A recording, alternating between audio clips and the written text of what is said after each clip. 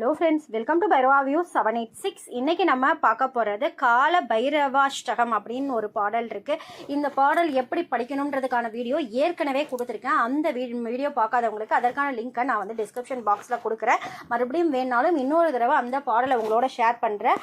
அந்த பாடல் சமஸ்கிருத பாடல். அந்த பாடலுடைய விளக்கம் வேணும்னாலும் நீங்கள் வந்து கமெண்ட் பாக்ஸில் கமெண்ட் பண்ணிங்கன்னா அதற்கான வீடியோ தனியாக நான் ரெடி பண்ணி உங்களுக்கு கொடுக்குறேன்.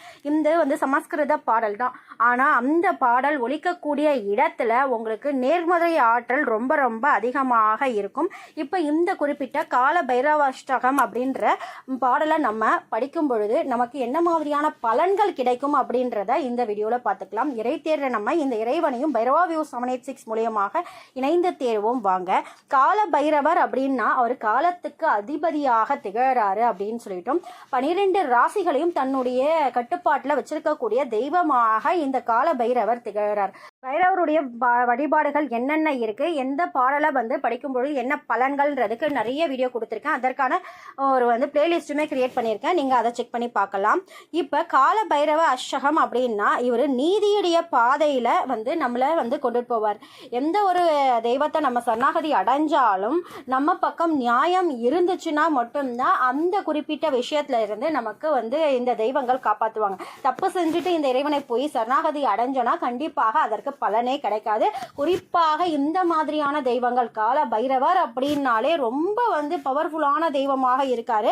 என்னுடைய வாழ்க்கை பாதையை மாத்தினவரே வந்து பைரவர் தான். ஸ்வர்ணாகிருஷ்ண பைரவர், ஐஸ்வரேஸ்வருடைய வழிபாடுகள்லாம் நான் எந்த அளவுக்கு செஞ்சுட்டு இருக்கேன் அப்படின்றது இந்த பைரவா வியூ 786 ஃபாலோ பண்ற எல்லாருக்குமே தெரியும்.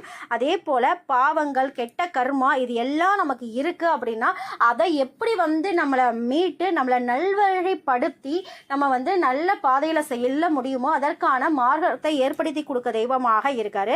அடுத்தது ராகு, கேது மற்றும் சனி தோஷங்களால இருக்கக்கூடிய எதிர்மறை தாக்குதலை வந்து நமக்கு நீக்குவார்.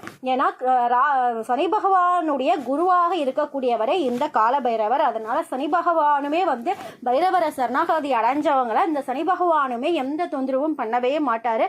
அவருடைய நேரம் வரும்பொழுதும் நமக்கு அந்த துன்பங்களை வந்து நமக்கு அதிகமாக ஏற்படுத்த மாட்டாரு. அதே போல ஒரு நபர் நமக்கு சூனியம் வச்சுட்டாங்க, அந்த மாதிரி கெட்ட விஷயங்கள் நமக்காக யாராவது ஒருத்தவங்க செஞ்சுட்டாங்கன்னா அந்த இடத்துல போய் அந்த தெய்வத்தை நம்ம வந்து கேட்கவே வேணாம். எப்படி நம்ம அப்பா அம்மா வந்து நம்ம கேட்காம நம்மளுடைய வேண்டுதல்கள் அனைத்தையுமே வந்து செஞ்சு கொடுப்பாங்களோ அதே போல நம்மளை வந்து ஒரு பாச வளையத்துக்குள்ள நம்ம வந்து ஒரு கட்டுப்பாட்டிலே வச்சிருப்பாங்க. நமக்கு யாராவது தொந்தரவு செய்யறாங்க அப்படின்னா நம்ம வந்து மனமுருகி இந்த இறைவனை காப்பாத்து அப்படின்னு சொல்லவே வேணாம். அதற்கான மார்க்கத்தை அவங்களே ஏற்படுத்துவாங்க.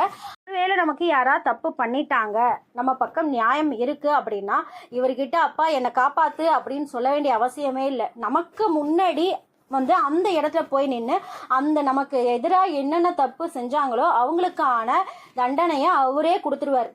நம்ம வந்து நமக்கு வந்து சீண்டி பார்த்த யாரையுமே வந்து இந்த பைரவர் வந்து விட்டு வைக்க மாட்டார்.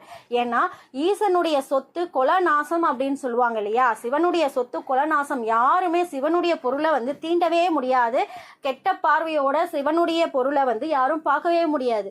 அப்ப சிவனுடைய சொத்தாக நம்ம திகழக்கூடியவங்களா நம்ம வந்து இந்த பக்தர்கள் இருக்கும். அப்படி இருக்கும் பொழுது இந்த கால பைரவர் நம்மளை வந்து கைவிடவே மாட்டாரு. நம்ம தான் ஈசனுடைய சொத்தாகவே மாறிடுவோம்.